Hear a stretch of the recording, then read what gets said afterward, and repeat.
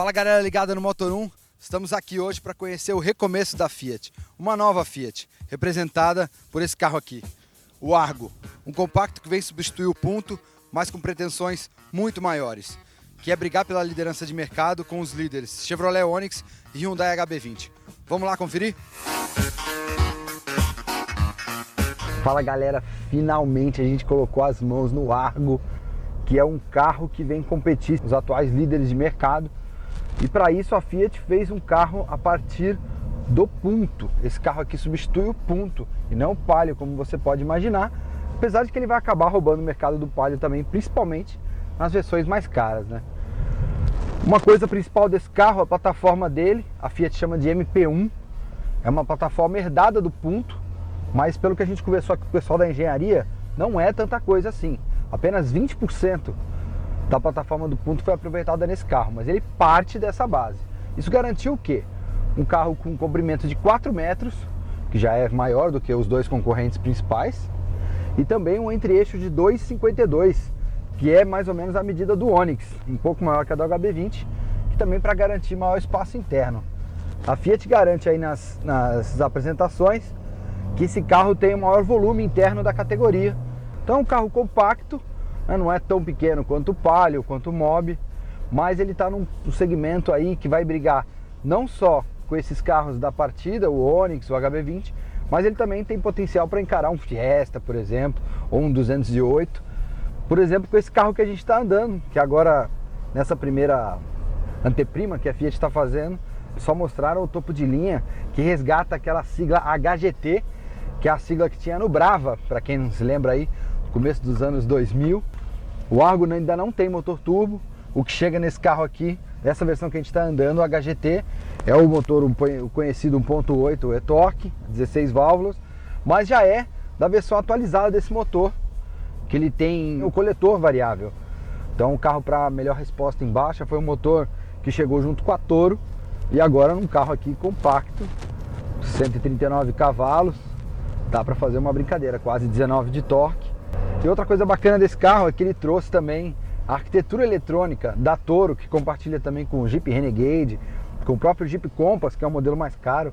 Então se a gente pegar aqui a parte do painel, por exemplo, você pode ver que os instrumentos, o ar-condicionado, a central multimídia, eles estão exatamente no mesmo lugar do que está no Compass, do que está na Toro, do que está no Renegade.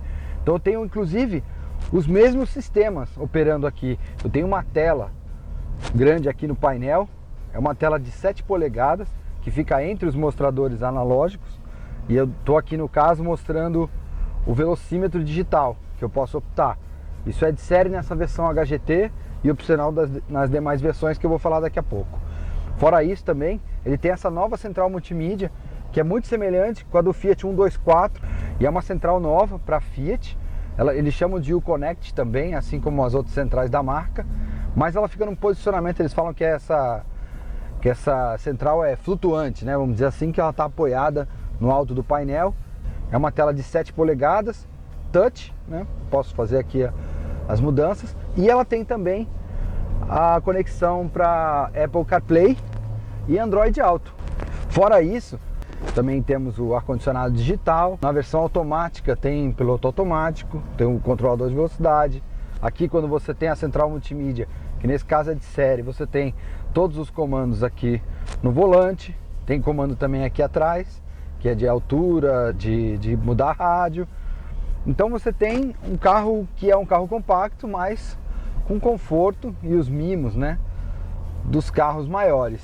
Por falar em mimo, esse carro também é o primeiro carro da Fiat, sem ser a Toro, né, que é uma picape, a ter um câmbio automático com conversor de torque, em vez o Dual Logic, né, que é o automatizado. Então a gente vai ter aí o GSR, que é o novo nome do Dual Logic, na versão 1.3, mas vai ter o 1.8 na versão HGT e na Precision também, com opção do câmbio automático de 6 marchas, que é justamente o câmbio também da Toro, do Renegade, do próprio Compass. Então uma transmissão automática aí de verdade, e também com borboleta no volante. Para a versão 1.3 também ganha borboleta no volante quando você pede o GSR, só que é o câmbio automatizado. Infelizmente agora a gente ainda não vai ter contato com esse carro, mas a Fiat aposta bastante nessa versão 1.3. É o novo motor Firefly e é o motor de 4 cilindros, né? Com 109 cavalos. E também vai ter a versão 1.0. Afinal de contas, é um carro para fazer volume. E a gente sabe que aqui no Brasil, por conta do preço e também porque o 1.0 paga menos imposto, então a Fiat não deixou de fora. Vai ser um novo motor 1.0, o Firefly também, de 3 cilindros com até 77 cavalos. Parte de dirigibilidade, ele lembra obviamente o Punto, o que é uma boa lembrança. Então aqui desse carro com essa plataforma, eles ainda colocaram uma roda aro 17, pneu 205, então ele tem uma boa base aqui. Você vê que para o que ele tem de potência e tal, tá bem ajustado. O câmbio também é o câmbio conhecido da Fiat, dos outros carros de 5 marchas, mas tem tanto o cabo quanto o trambulador são novos, então o engate é bem suave. É um pouco longo, mas é bem suave. Ele tem uma manopla também totalmente nova. A parte de pedais é bem Fiat mesmo, é um carro bem levinho de dirigir. O que me surpreendeu andando aqui na Capoava, um pouquinho mais forte, foi como a direção elétrica muda de resposta. A gente está aqui agora, obviamente, andando devagar, por causa da nossa gravação. Então o carro está bem confortável. A direção leve, rápida, mas quando a gente resolveu acelerar, o carro, a direção fica bem pesada, tem uma resposta legal, você consegue sentir direitinho aí a comunicação, né? Quando o carro começa a escorregar, ele te passa bem aquela sensação do pneu esfregando contra o asfalto. Isso é uma coisa legal, porque anima, né? numa condução esportiva. E você também pode ter aqui a opção nessas teclinhas tipo aviação, que aliás são bem legais. Você tem a opção aqui de desligar, claro, o controle de estabilidade. Tem também o sistema Stop Start para economia de combustível. Quando você para, ele desliga o motor em paradas rápidas. E isso aqui é de série desde a versão 1.0. Aliás, eu quero ver como é que vai ficar isso com aquele 3 cilindros que vibra um pouco mais, né? E a Fiat também aposta no design, não só externo, mas pelo menos porque muitas vezes você entra no carro e tem aquela impressão de que ele é mais bacana por fora do que onde você realmente vai ficar, né? Então a gente pode ver aqui, tem um acabamento interessante. Essa parte aqui foi toda texturizada. Todos os plásticos dele são texturizados. Ele é rígido, né? Mas é bem texturizado, é legal, é agradável ao toque. Essa parte aqui já tem um acabamento fosco. Nesse caso dessa versão esportiva é vermelho. As saídas de ar redonda são bacanas e o acabamento delas é legal, não é um plástico mole, é tudo certinho. Ele traz basicamente a qualidade de construção da Toro para esse segmento aqui.